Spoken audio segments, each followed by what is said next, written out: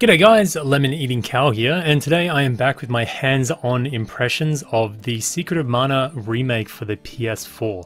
This is also coming out for the PS Vita and the PC via Steam on the 15th of February 2018. You can pre-order it digitally now and get some free bonus content, or you can pre-order the physical copy from certain countries and retailers. The link will be down in the description below. I was lucky enough to get invited by Square Enix down to their Australian office, and I got to play about an hour and a half or so of the most current build of the Secret of Mana on PS4.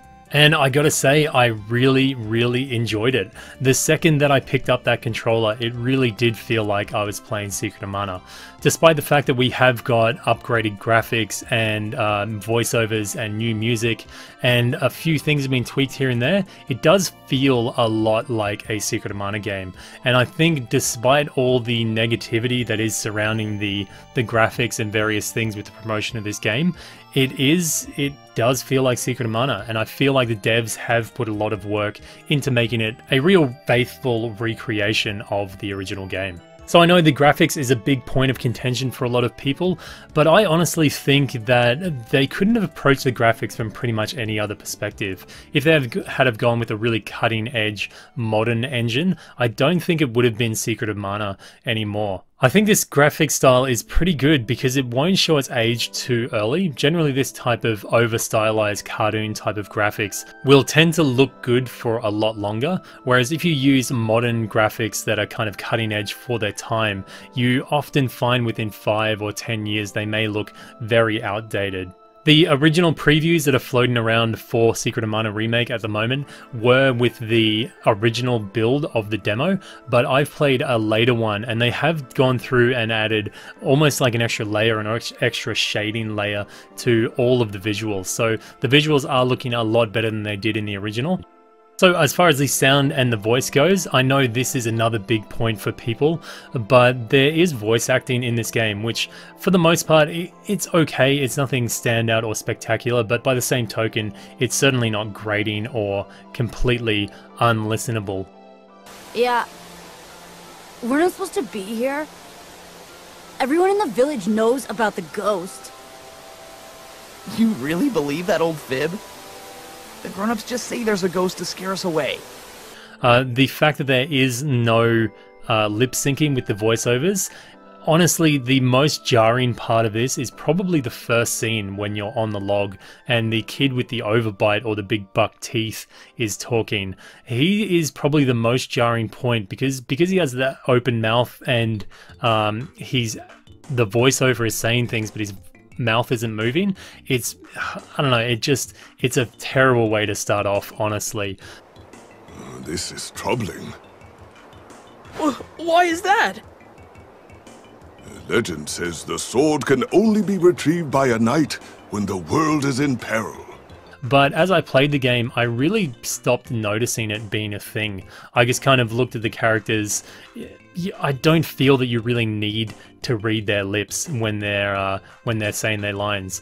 It's one of those things. I suppose the dev could go full on into the lip syncing for the voiceovers, but there is the issue there that if they don't do a good enough job with localization and the lip syncing in general, then it's probably going to be a bigger issue than not having lip syncing at all.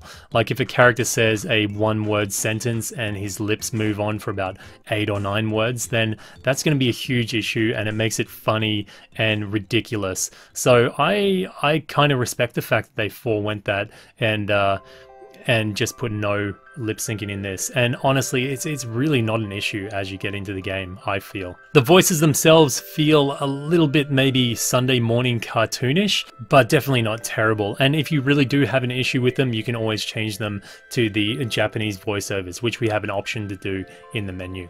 The music has been fully redone for this remake. It has been fully orchestrated and it sounds modern and good, but also it does sound like the original soundtrack. So I was quite happy with the remake of the soundtrack that they did, but again, there is the option that you can switch it back to the original 16-bit version if you so choose. As far as gameplay and the overall mechanics go, I can say that as soon as I picked up that controller and started moving my character around, it felt like Secret of Mana, which is, I suppose, it's a huge advantage for me, but I could imagine for some people that are hoping for a whole new experience when it comes to Secret of Mana, maybe they didn't like the original all that much, I don't think this remake is really going to sell you on it.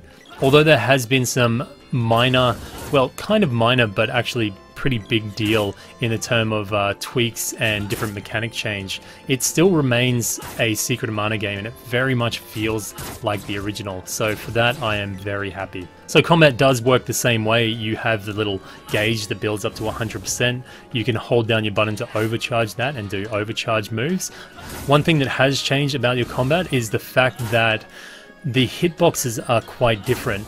In the original, I remember, well, I'm actually doing a playthrough right now, and I find it very frustrating that often you'll try to hit an enemy with your weapon, but the hitboxes will be so out that it won't even register as an evasion or 0 damage. It'll just simply not even hit the enemy. So for the most part, well, for pretty much the whole part, all the hitboxes have been fixed up, and I didn't really find that point of frustration of not being able to hit the enemy, so that's a really good point. The stun locking mechanic, or the mechanic where you hit an enemy and they kind of get stunned and you have a chance to build up an attack and hit them again, still is in this game, and that's true for your character as well. I found on the first boss I did kind of get into a bit of a loop of he would hit me, put me under a spell, hit me again under a spell, so you can still get that same type of stun lock mechanic, but it's a lot harder to get into that situation here, as the stun animation seems to be reduced a fair amount. I didn't get the opportunity to actually use magic. I only got up to the point where I unlocked the second player, the sprite, so I didn't really get to use magic and see if you can stun lock or just straight up kill the bosses by spamming magic on them, so that's something I'll have to look at a later date. As far as the extra players are concerned, I did get to use the sprite for a little bit, but I really didn't get that much opportunity to play around. I don't know whether they still have this screen lock type of problem. In the original, if you tried to walk off the screen and one of your extra characters was stuck behind a rock or something, it would stop you from progressing and you'd have to go back and kind of unstick them. I don't know if that has been addressed in this particular build, but I really hope it's something they deal with in the future. So other things gameplay or UI wise, there has been a little bit of an update to the UI, but it still uses that same ring system. I know quite a few people have a problem with this, but me, not so much. It just means a little bit of extra time in the menus, but I'm not too fussed about it. But the menus have been overhauled a little bit. You can see a lot more information when you actually go into these different ring sections, like your stats and things like that. A big improvement as well is the fact that when you go to equip your items, you don't have to go through multiple rings. It's all handled in one screen, and you can see some more detailed information, such as your defense, your magic defense, and your evasion as well. So it's good to see that breakdown of stats. So I guess talking about equipment and stats, unfortunately in this build, as far as I could see, when you go into a shop to buy new equipment, it doesn't actually tell you if the equipment's better or not. It'd be nice to even just see a thing with a little up arrow next to the character's name, or just something simple like that, but it still seems to have the system where you have to buy the piece of equipment and then judge whether or not it's good. So I really hope they address that in the future. And while we're talking about shopkeepers, yes, the dancing shopkeepers have made a return. So you can now confidently pre-order knowing that you will get dancing shopkeepers. As far as the appearance of weapons and armor still doesn't show up on your character despite whatever different suit you may get, but with the pre-order of the game you will actually get a Moogle suit and a Tiger suit, and I think for Prim, or the girl, you get a two-piece of either of those. So I was able to have a look at the Moogle suit and the Tiger suit in this one, and they look hella cute. They look so cute, and I think they're actually pretty well done. I know I'll be rocking the Moogle suit around because I think it's quite a cool addition. And if you're wondering why they kind of included a Moogle suit or a Tiger suit, these are actually equipments within the game, so it makes sense here. Hopefully in the future we'll see a few more DLCs with maybe some Final Fantasy crossovers or something like that. I would be really keen in seeing more. The appearance of weapons have been upgraded here too. In the original, it was just pretty much when you upgraded your weapon, you get a recolor of it. But in this one, you get a dramatic difference in the appearance of your weapon when you use a weapon orb through the blacksmith. So we can see here we have the Mana sword, and it looks kind of just rusty and dingy. But as soon as we upgrade it, it kind of takes on the look of an Estoc or maybe a rapier. So it'll be really cool to see the different weapon appearances. I'm a big one for armor appearances and weapon appearances in the game, so I'm really glad that they're going to have so many variations in the game. Hopefully they don't use too many reskins, but I have confidence that they're going to have some pretty kick-ass weapon appearances in this one. So the build I did play seemed fairly complete from what I saw. It does really feel like it's in that beta stage and pretty much ready for release. There needs to be, of course, a lot more polishing and stuff on it, but generally if it got released in something like the current state it's in, I think it would play like a pretty damn good game. It'll be really interesting to see what they do with the latter half of the game. I feel like towards the end, some of the palaces and things like that, particularly like the Moon Palace, or where you get the Lumia summon, or the elemental, things like that feel really rushed and kind of cut short. So hopefully they kind of tweak them or maybe add to them a little bit in the final build, but it's yet to be seen. So overall, my impression of the game is incredibly positive, and I'm really excited for the release. Like, I am a long-term fan of Secret of Mana, and I really do want the best for the franchise. So if I felt that it was really a failure of a game, I would have no problems in telling Square Enix about their shortcomings, but I think the path they're on is really quite good, and it is a very faithful reproduction of the original.